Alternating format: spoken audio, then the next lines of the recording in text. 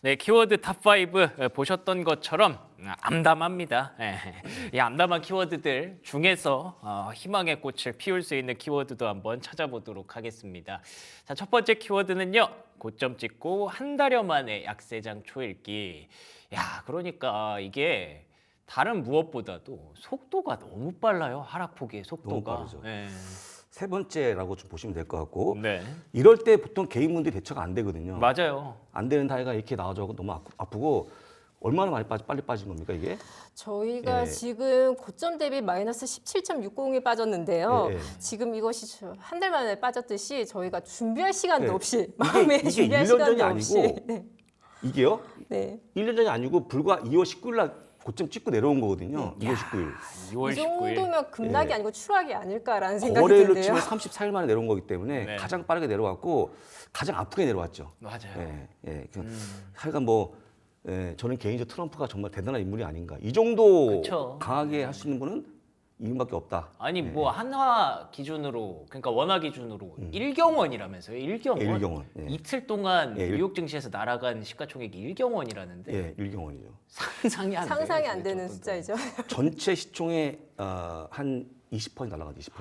예. 아 진짜 그분만 할 수 있는 일이 않나 싶고요. 그러게요. 예. 그러다 보니까는 예전에 한번 테슬라 올라갈 때 작년 12월이죠. 네. 그때 이제 많이 버신 분들이 부부 증여를 통해서 그렇게까지. 아끼자 했는데 지금은 부부 증여가 아니고 부부가 싸우고 있다. 거기 사단 나겠는데요, 이거 왜 이러다가? 옮겼냐? 왜 네. 투자를 했냐? 남편분이 못 받는데 보니까 정말 마이너스 한 거예요. 네. 이런 거 나왔을 때 사실 마음이 아프고 당시에만 650 간다고 했는데 네. 650하면 지금 200 달러대 아닙니까? 네, 그렇죠. 아, 진짜 많이 빠지는 그런 모습 보이는데 딱 한 가지 보시면 좋은데 예. 그 혹시 이제 결혼하시면 이런 건이 많을 것 같아요. 많은 원래 것 해야 같은데, 되나요? 예, 원래 많을 계좌를 만들어야 많을 것 되나요? 같은데 일단은 증여하기 전에 팔고 증여 미리 네네네. 염두에 두고 판다고 네. 약속하시는 게 어떨까라고 중요한 팁 말씀드리고 감사합니다. 안 팔면은 그건 다 사실은 그냥 미시는 투닝 아니겠습니까? 네, 그렇습니다. 그쵸? 예, 안 팔면 안 아직 팔면 모르니까. 그런 거니까 좀 주의가 필요해 보이고 예.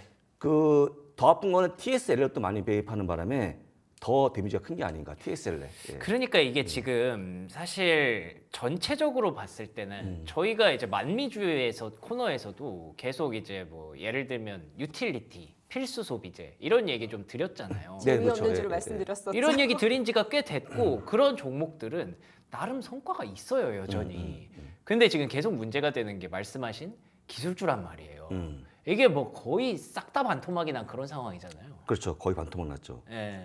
테슬라가 가장 또 심해 보이고. 네. 예. 그리고 또 애플도 이렇게 급락이 나왔는데 이게 사실 기술주여서 많이 올라가서라는 얘기가 있었지만 이제는 실제 관세의 위협을 계산을 하기 시작했더라고요. 그렇죠. 중국에서 하겠죠. 생산되니까 예, 그렇죠. 뭐 이런 그렇죠. 것들. 예. 예.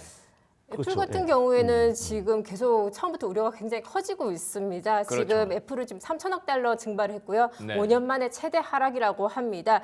지금 여기에 대한 우려 같아서는 애플이 뭐 공급망의 90% 이상 중국에 의존을 하고 있고요. 네. 그리고 트럼프 관세로 또 계산을 했을 시에는 애플의 아이폰의 가격이 330만 원이 된다고 합니다.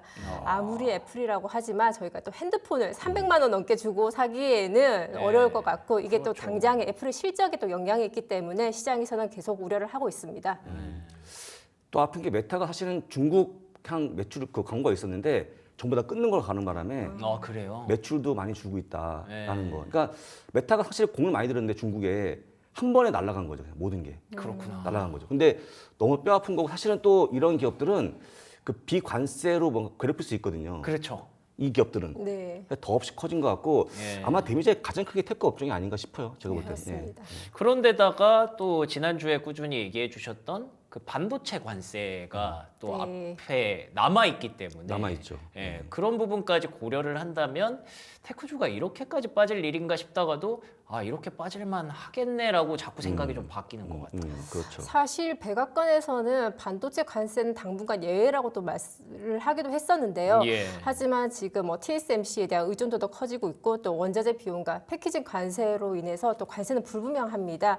지금 그래서 뭐 시장의 우려는 굉장히 커지고 있고 그리고 무엇보다 트럼프가 또 언제 말이 바뀔지에 대한 우려가 있기 때문에 반도체나 뭐 제약주에 대해서도 우려가 커지고 있습니다. 예. 그러니까 이게 분석이 되는 악재, 뭐 펀더멘털로 계산이 되는 악재가 아니라 트럼프라는 사람이 도대체 무슨 얘기를 할 것이며 골프 치고는 어디 갈 것이며 가다가 또 무슨 말을 할 것이며 이런 거를 우리가 어떻게 계산을 합니까? 그렇죠? 못하죠. 네.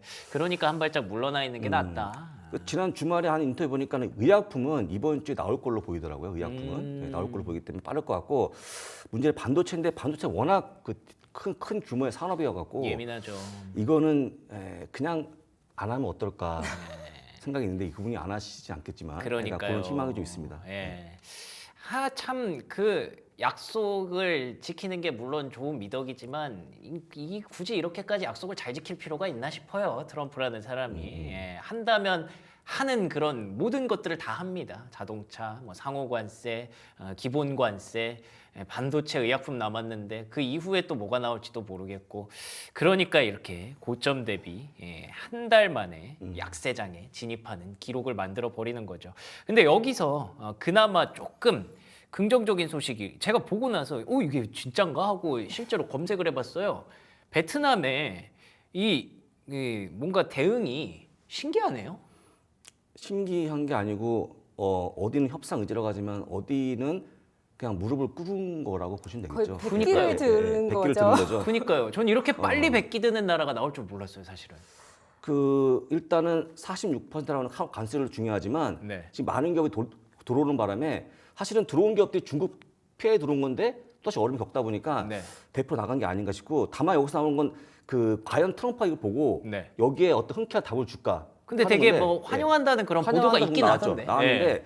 실제 베트남이 미국에서 가져가는 게 고작 항공기 몇 대가 타고 1,000대까지 20대라고 하던데. 그거 갖고 트럼프가 양이 찰지는 모르겠어요. 아 그래요? 네, 그렇죠. 오. 물론 베트남 크겠지만 제가 볼 때 그냥 말만 한 것 같고 그 얘기를 딴 데가 들어서 알아서 하라 조율하는 거기 때문에 우리 베트남을 이용한 어떤 뭔가 다른 원하는 게 아닌가?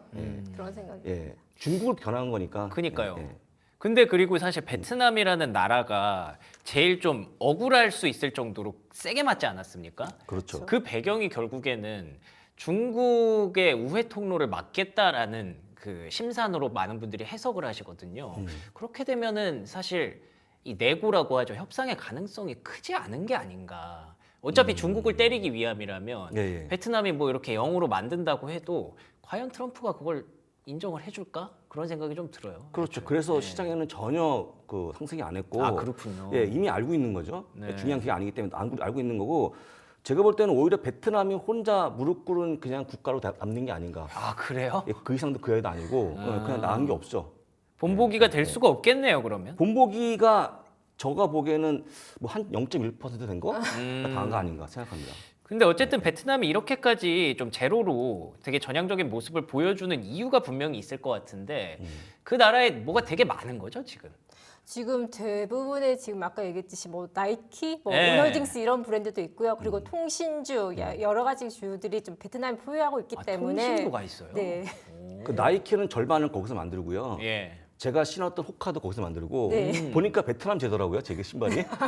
메이드 그래요? 베트남이니까. 몰랐는데 그리고 오늘도 90% 만들기 때문에 네, 맞습니다. 정말 치명적인 기업들이 많겠죠.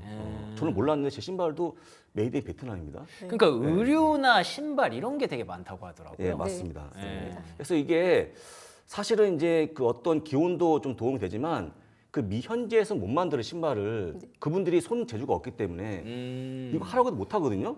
근데 그냥 관습에는 가만히 있는 게 아니고 과연 그분들이 만들어야 되지 않습니까? 못 만든다니까 그 기술이 없어갖고. 예. 근데 자꾸 이렇게 괴롭히는 건 뭔지 모르겠고 아까 했던 나이키 같은 기업도 정말 아주 곤욕을 치르고 있다고 보시면 되겠죠. 아니 자꾸 얘기를 듣고 있으면은 진짜로 뭐 트럼프에 아무리 큰 그림이 있다고 해도 사실 트럼프 임기 내에 본인이 원하는 바를 다 얻을 수 있는 게 불가능한 것 같은데 진짜 말 그대로 트럼프가 마음을 바꾸는 거 말고는 뭐 방도가 없네요. 방법이. 네, 그렇죠. 바꾸거나 아니면 시진핑과 대화하거나 아, 해서 네, 어떤 뭐가 그거 나오거나, 얘기하셨죠. 뭐가 네. 나오거나 그게 두 시진핑. 가지가 다죠. 현재 아. 해결 방법은. 그러면은 오히려 진짜 그 얘기도 맞는 것 같네요. 이 트럼프 덕분에 중국이 덕을 본다. 약간 시진핑이 오히려 칼자루를 더 쥐게 그렇죠, 됐다. 그렇죠. 이런 것도 진짜 틀린 말이 아니네요. 그러면. 본의 아니게 칼자루를 쥐게 된 거죠 지금. 그래서 지금 보면은 그 내수 시장이 훨씬 잘 돼 있기 때문에 자급자족이 되거든요, 중국은. 그렇죠. 근데 예. 미국은 지금 아마도 보게 되면 이미 어려울 것 같고 아마 시간 지나면 미국이 훨씬 더 손해보는 장사이기 때문에 지금은 또 이해 안 되는 그런 정책 핑계 아닌가 미국은 그렇게 좀 보이고 지난번 나왔던 고용 보고서 보더니 또 트럼프가 자랑했잖아요. 나 때문에 잘 틈새. 나왔다. 나 때문에 잘 2개월 나왔다. 만에 그게 성과라고 아닌데 얘기를 했었죠. 그런 식으로 보는 것도 문제가 아닌가 싶어요. 제가 볼 때는. 현실 인식이 안 네. 되는구나. 현실이 안 되는 거죠. 그렇군요. 결국에는 이 베트남의 그 전향적인 모습이 어떻게 보면 시장에 좀 도움이 될까 싶었는데 아까 보셨던 것처럼 뭐 장중에 좀 급반등이 나온 종목들이 일부 있었습니다. 의류주의 경우에는. 근데 딱 그 정도 수준으로 두 분께서 좀 평가를 하고 계시니까 지금 시장에 크게 도움이 되는 뭔가 반전을 만들어주는 그런 모멘텀까지는 안 되는 것 같네요. 그래서 세 번째 키워드 확인해 볼 텐데요. 세 번째 키워드가 마칠 때까지 뭔가 내린다라는 얘기가 있습니다. 이게 굉장히 저는 웃지 못할 그런 안타까운 소식이더라고요. 내용을 들여다보니까. 그렇죠. 미국에 있는 펌도 굉장히 답답하겠죠. 네. 예, 알겠지만 근데 제가 볼 때는 이렇게 여러 번 내리면 도대체 분석을 할 수 있는 거냐 첫 번째. 두 번째는 그런 개인분들이 뭘 보고 투자합니까? 그러니까 이게 그런데, 목표치 말씀하시는 거죠? 목표치 예. 그런 거죠. 예. 전망치. 예, 전망치. 예. 한번 좀 말씀해 주시겠습니까? 네. 지금 RBC 캐피탈 같은 경우에는 작년에 6,600까지 봤는데 지금 현재 5,550까지 보고 있습니다. 이게 S&P 500 지수인 네, 거죠. 그렇죠, 그렇습니다. 그렇죠. 네. 네, 저희 골드만삭스 같은 경우에도 6,500에서 지금 5,700 거의 대부분의 5,000대를 지금 보고 있는데요. 네. 지금 그러고 있습니다. 지금 또 뭐 바클레이도 6,600에서 5,900 지금 이번에는 아예 지금 실적을 내지 전망치를 내지 않았습니다. 지금 이렇게 보면 또 월가에서도 지금 모르겠다 이러한 지금 표현일 것 같은데요. 사실 저 숫자들이 전혀 이상하지 않았고 너무 낮게 보는 거 아니야? 이 생각을 했었는데. 그 못 내는 아이비들도 지금 이게 개선이 안 된답니다. 관세 영향이 어떤 건지 모르기 때문에 개선이 안 되고 알았으면은 제가 초반에 얘기했지만 어떤 종목, 어떤 업종 사라고 하겠죠. 근데 그게 없잖아요, 지금. 그러네요. 그러니까 지금 모르는 거고 네. 제가 볼 때는 조금 더 명확해지면 아마 무더기로 지수 하향하지 않을까라고 보거든요.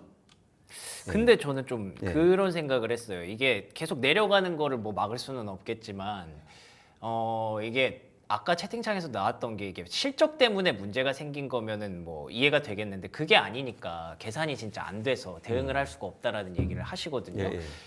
관세가 지금 당장 EPS에 지금 영향을 실제로 주고 있는 상황인가요? 네, 그렇죠. 한번 RBC 같이 보게 되면요. 예. EPS가 작년 12월에 271입니다.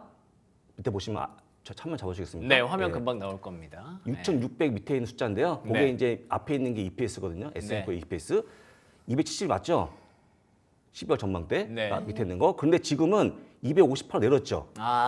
이게 이게 내려오고 있다 지금 EPS가 내려오고 있다는 거고 제가 봤을 때 280도 봤는데 지금은 260이 없어요. EPS가 예. 내려오고 또 한 가지는 또 멀티플 내려오고 있는데 멀티플이 24배, 21배 내려왔기 때문에 그러면 멀티플 내려 EPS 빠지면 다 내려오는 거기 때문에 예. 앞으로 지수는 내려온다는 게 맞겠죠.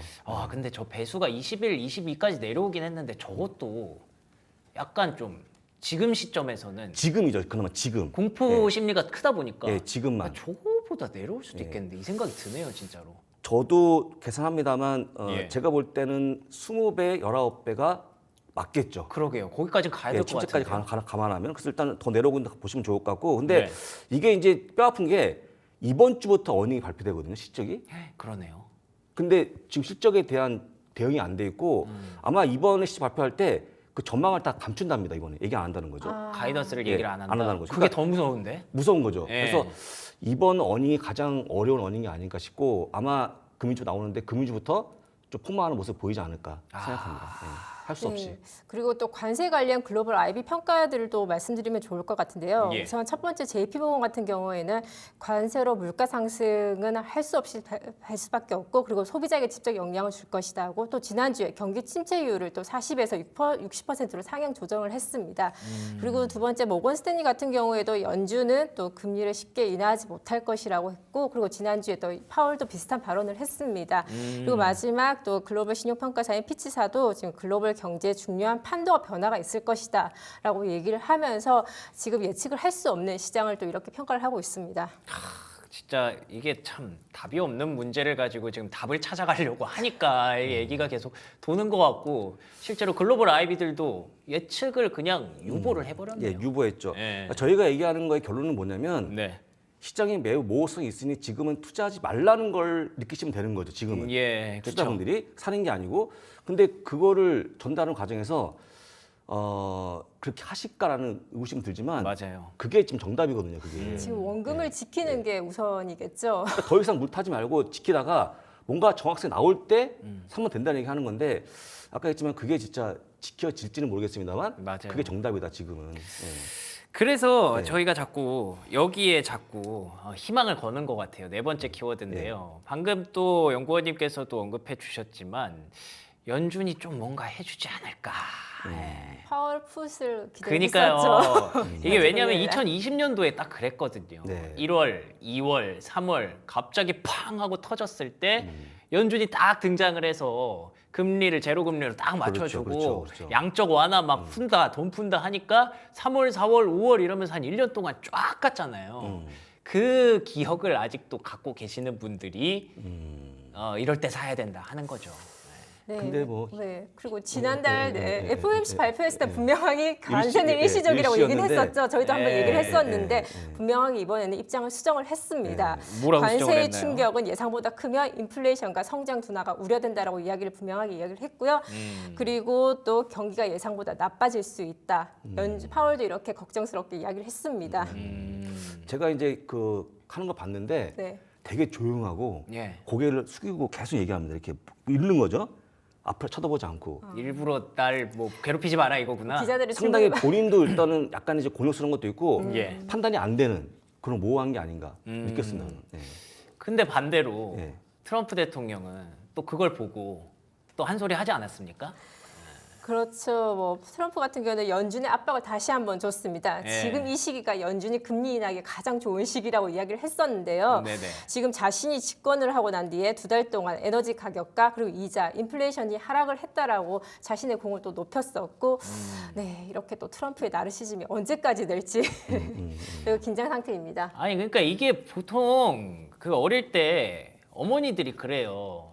어지르는 사람 따로 있고 치우는 사람 따로 있다고 맨날 집에서 청소하시면서 네. 그런 얘기를 하시는데 이 지금 상황이 딱 그런 꼴이잖아요. 예, 누가 이렇게 상황을 만들어 놨는데 야 수습은 너네가 해 금리 인하 빨리 해라고 하고 있으니 파월 입장에서도 뭔가 이게 단순히 경제를 걱정하고 뭐 물가를 걱정하고 그런 것도 있지만 그냥 기분이 별로 안 좋을 것 같아요. 뭐 자꾸 우리한테 금리 인하하라고 하는지. 파월은 분명하게 얘기했죠. 일시적인 데이터로 그쵸. 금리 인하지 않을 것이다라고 분명하게 이야기를 했고요. 네. 지금 연준의 목표치인 2%보다 지금 근원 PC는 2.8% 높기 때문에 그리고 예. 그 속도도 둔화되고 있기 때문에 파월은 또 지금 이 상황에서 금리 인하가 쉽지 않을 거라고 지금 보고 있습니다. 그렇죠. 아까 코어 PC가 2.8이잖아요. 네. 지금 월가에서 보고 있는 올 연말 PC는 4%로 높습니다. 되게 4요? 4%. 아이고야. 더 올라오기 때문에. 그런데 어떻게 파월이 금리 내립니까 지금? 그러니까요. 예, 또- 그러니까 못 내리는 건데 어떤 강압적으로 좀 말씀하시는 건 알겠지만 지금 너무 상황이 안 맞거든요. 제가 그렇죠. 볼 때는. 예, 사실 조금 억지라고 봐야 될 수밖에 없는 게 네. 왜냐하면 파월 의장은 지금까지 입장을 바꾼 적이 없어요. 계속 네. 물가 안정되면 금리 내리겠다라고 했는데 관세 때문에 물가가 자꾸 이렇게 춤을 추는데 어떻게 금리 인하를 하겠냐라는 사실 생각이 파월 들어요. 아니, 트럼프 같은 경우에는 지금 데이터를 망가뜨리기 위한 지금 전략이다라는 얘기도 있더라고요. 지금 그렇더라고요. 금리를 예. 인하기 자꾸 위한. 데이터 얘기를 네. 하니까 네. 그래 그 데이터를 망가뜨려 줄게 네. 이렇게 했다는 그렇게 얘기가 하는데 있더라고요. 지금 연준도 지금 딜레마인 것 같습니다. 네. 지금 뭐 2번의 관세 인하가 있다고 했지만 또 시장에서는 4번까지 이렇게 바라보고 있기 때문에 아, 시장은 네, 4번 가능할까요? 한 번도 맞은 적이 별로 없죠. 작년에 여러분들 기억하십니까? 연초에 7번 한다는 거? 아 그랬나요? 했죠. 그렇게 했죠. 그래서 네. 막 산 게 뭐였습니까? 채권 ETF였잖아요. 네. 맞아요, 맞아요. TLT 를 근데 그것도 안 갔었죠. 됐잖아요. 그때 난리가 났었죠. 안 됐다니까. 그 우리는 우리 희망상일 뿐이지 안 된다니까요. 근데 많은 분들이 자꾸 채권 ETF를 그렇게 산다? 너무 그 믿음이 큰 거고 정책을 좀 잘 모르시는 게 아닌가 생각이 그래도 듭니다. 경기 침체가 온다면 그때 하겠죠. 금리를 예, 그렇죠. 내려야 내려야죠. 된다라는 또 연준의 압박과 딜레마가 있을 것 같은데요. 그렇겠죠. 침체가 와서 내리는 거는 뭐 너무 그 이미 너무 늦은 건가? 너무 그건 안 맞는 얘기거든요. 아니 그러면은 원래 우리가 갖고 있던 베이스 시나리오가 올해 안에 한 2번에서 내지 3번이었지 않습니까? 예. 그래서 지금 생각을 했던 게 5월에는 힘들고 한 6월쯤에는 한번 갈 것이다라고 기대를 했었는데 예. 지금 이렇게 상호 관세가 막 폭발적으로 올라가고 있는 관세 전쟁이 시작된 이런 상황에서는 일각에서는 아예 못 한다라는 시나리오도 있잖아요. 부사장님도 있죠. 비슷하게 예. 생각하시는 예. 거예요, 그러면? 저도 한 번? 만약 한 번? 하고. 예, 한 저도 번? 한 번 정도 라고 좀 봅니다. 하더라도 그러면 한 번이면은 당장은 못 하겠네요. 하반기까지 좀 보고 하겠네요. 물가 올라오는데 어떻게 그러니까요. 인하하죠? 저는 네. 그 이해가 안 되는데. 그래서 어쩔 수 없이 스태그플레이션도 그 우려가 커지는 거 아니겠습니까? 현재? 그렇죠. 예, 네. 그래서 정말 최악에서 가는 게 아닌가 생각이 들었습니다. 연구원님도 비슷한 입장으로. 네, 저는 마음속으로 저도 4번을 원하지만 그렇죠. 누구나 다 4번을 원하지만 사실 아까 경기 침체하고 난 뒤에 4번이 무슨 소용이 있겠습니까? 그럼요. 그 참고로 저희 쇼츠 만들 때 네. 가장 폭발한 조회수가 나온 게 뭐예요? 제가 일단은 왜 채권 ETF를 지금 네. 사냐라는 게 찍혀갖고 그때 막 욕이 엄청 올라왔거든요. 그게 원래 쇼츠 조회수가 많이 나오면 사람들이 긁혀야 돼요. 예, 그죠. 열받아야 그거 있는데 그 여러분들이 투자할 게 되게 많거든요. 예. 굳이 우리가 모호한 금리를 미리 전망해서 관련 ETF 산다? 저는 아니었기 때문에 지금 똑같은 그러네. 입장이니까 잘 보시고 아마 올해 제가 볼 때는 물가 올라오는 거 보면 한 번, 2번이 다가 아닌가 생각 다시 하면 됩니다. 예. 사실 뭐 내 종목 주가 예측하는 것도 이렇게 힘든데 네. 금리 전망 예측하는 게 뭐 가능할까라는 생각이 또 드네요. 그래서 우리가 아무리 파월풋을 기대한다고 해도 지금은 여의치가 않은 그런 상황이니까 그 안에서 우리가 할 수 있는 일을 찾아야겠죠. 마지막 키워드가 바로 어떻게 보면은 힌트가 될 수 있을까요? 트럼프 관세 속에서 패스트푸드 기업이 강세를 보이고 있다. 패스트푸드 어떤 기업인가요? 저희가 뭐 잘 아는 뭐 맥도날드, 그쵸. 뭐 그리고 얌 브랜드인데요. 얌 브랜드 같은 경우에는 지금 뭐 KFC나 피자헛의 브랜드입니다. 그쵸. 그리고 RBI 또 그 버거킹의 브랜드인데요. 이 관세 발표 이후에 이 주가들은 5% 이상씩 상승을 했습니다. 상승이 가능하네요. 네. 와. 지금 뭐 여러 가지 이유가 있을 텐데요. 지금 첫 번째는 합리적인 가격입니다. 미국에서는 $5 식사가 인기가 있는데요. 뭐 우리나라에서도 맥도날드 광고를 보면 가격 제한 뭐 광고가 있는데요. 뭐 네. 몇 년도 가격으로 내려간다. 뭐 불고기 버거가 3,000원대이다. 이런 가격인데요. 미국에서도 이런 것들을 통하고 있습니다. 그래서 이렇게 주머니 사정을 부담을 줄여주는 것들 때문에 좀 시장에서도 인기가 있고요. 그리고 두 번째는 또 이들 대부분이 재료들이 또 국내에서 미국 내에서 재료들을 조달을 하고 있습니다. 오, 그래요? 그리고 또 USMCA 같은 경우에도 준수를 하고 있기 때문에 지금 관세 영향을 덜 받는다. 이렇게 하면서 각 주가도 상승을 하고 있습니다. 그렇군요. USMCA를 준수하는 그렇죠. 이제는 사실 뭐 캐나다와 멕시코가 네. 어떻게 보면 피해가 되게 작아 보이는 그런 나라들이 네, 되지 오히려 않았습니까? 작아 보여요. 네. 협정 자체에 예. 작아 보여갖고 덕을 보고 있는 게 아닌가 싶고 아까 말씀하신 원재료 국내 조달이 네. 좀 큰 것 같아요. 굉장히 왜냐하면 맞아요. 국내 맥도날드 농촌하고 제휴가 돼 있거든요. 네, 예. 맞습니다. 그래서 지난번에 얘기했지만 한우 버거는 한우지 그렇잖아요. 미국산 네, 버거가 네, 안 되겠죠. 아니었네요. 그런 거 해서 있기 때문에 상당히 좀 피해가 있는 게 아닌가 싶고 아까 말씀하신 또 가격 싸다 보니까 네. 지금 솔직히 10,000원 이하에 한 끼 때울 수 있는 게 많지 찾기 않거든요. 쉽지 않죠. 많지 않죠. 네. 예, 네. 그럼요. 그래서 그런 것 때문에 일단 올라오는 게 아닌가 생각합니다. 근데 초반에 사실 처음에 멕시코랑 캐나다 관세 들어갔을 때는 굉장히 막, 긴장 상태였죠. 예, 공격받았던 기업들이 많았어요. 예를 네. 들면 치폴레라든지 네. 그리고 코로나 맥주 생산하는 뭐 그런 기업이라든지 네. 이런 기업들이 지금은 조금 상황이 좀 괜찮아졌나 봐요.